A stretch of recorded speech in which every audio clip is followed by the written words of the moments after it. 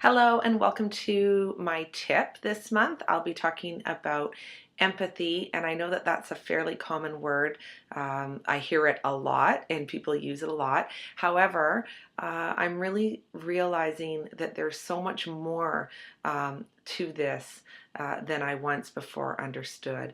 And empathy is really the ability to sense vulnerable feelings in another human being. And we've kind of lost this ability along the way. I know for me, I'm getting better at being able to sense vulnerable feelings in another person and to rise to the occasion when a fellow human being is in need, and that includes my husband, people I work with, and my children. I recently went to hear Dr. Gordon Neufeld speak on how to keep our children safe in a wounding world, and he addressed this idea of empathy. And so I came away quite inspired and wanting to share this with all of you. He actually started the talk out by sharing information about our adolescents, and that there's been a recent study that shows our adolescents today have about 80% less empathy than they did 20 years ago. And that just means that they've actually lost this intuitive ability that we're born with to sense vulnerability in another person and to be able to respond in a caring manner. He also said that studies show that about 1 in every 5 girls will be abusing themselves, cutting themselves by the time they reach adolescence. And this is a sign of a loss of feelings. And so all this work I'm doing at the Neufeld Institute, all the learning that I'm doing, in relationship to parenting, to working in organizations, has to do with maintaining a soft heart and how really very important that is. And the truth of the matter is most of us have experience different levels of wounding in our life. It doesn't just have to be physical wounding, but emotional and psychological. And they don't have to be monumental things. The very fact that we're born into a world where we're being separated on different levels from the things that are important to us, but, you know, birth being one of the most traumatizing events initially in our life. If we haven't had a relationship with our parents, or we haven't been able to create strong attachments in which we felt connected, this is a very wounding experience for people. And for many of us, our parents weren't able to provide this to us, not because they were bad people, but really just because perhaps they didn't have it.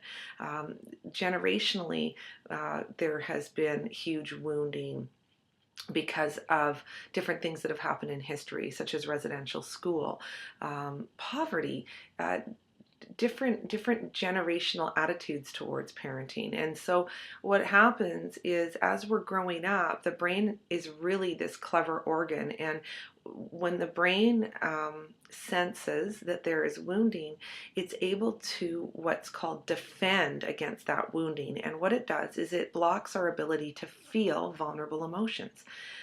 Our vulnerable emotions are still there. We still have them, but we simply can't feel them. And that means that we no longer can see, hear, or feel those things that wound us, and we become desensitized. But the sad part about this is, when we lose those vulnerable feelings, we lose empathy. We lose the ability to feel for another person as well, and it's creating this huge disconnection amongst people.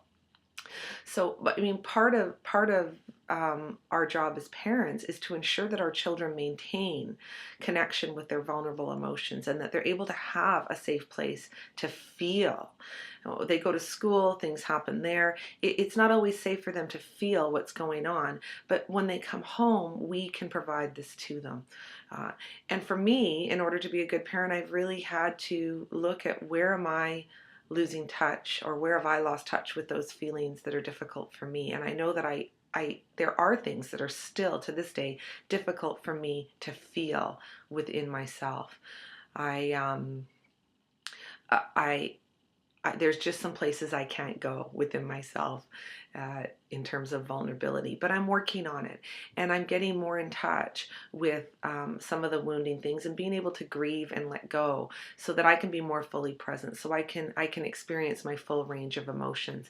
Um, because if I'm not doing that, then I notice myself getting hardened to other people around me. I get a little edgy, I get full of frustration, and I actually I lose my empathy. I lose my ability to sense vulnerability in another and to respond appropriately, to respond in a caring manner. And that's what we see with each other. This is what we see in our children, and we're asking ourselves, why are the kids so hardened? Why are people so hardened? And it really is because we've lost our soft emotions, we've lost our soft feelings, because we didn't feel safe in our life, or there's been wounding or traumatic events that have happened to us. And our brain has done a brilliant job of ensuring that we don't have to feel the pain of those wounds. And in that process, we've lost our soft hearts. And so the only way to turn this around is to begin to feel our emotions again, to be able to soften our own hearts. And that means finding our own tears. That means being with those things that are difficult, grieving what hasn't worked in our life and letting it go, and then being able to process our emotions as things happen, whether it's disappointment, loss, um, all of the things that we might feel like we don't want to feel, just creating the space to have those feelings and move through them. And that's what develops resiliency. And this is what our children are missing. And this is what our communities are missing.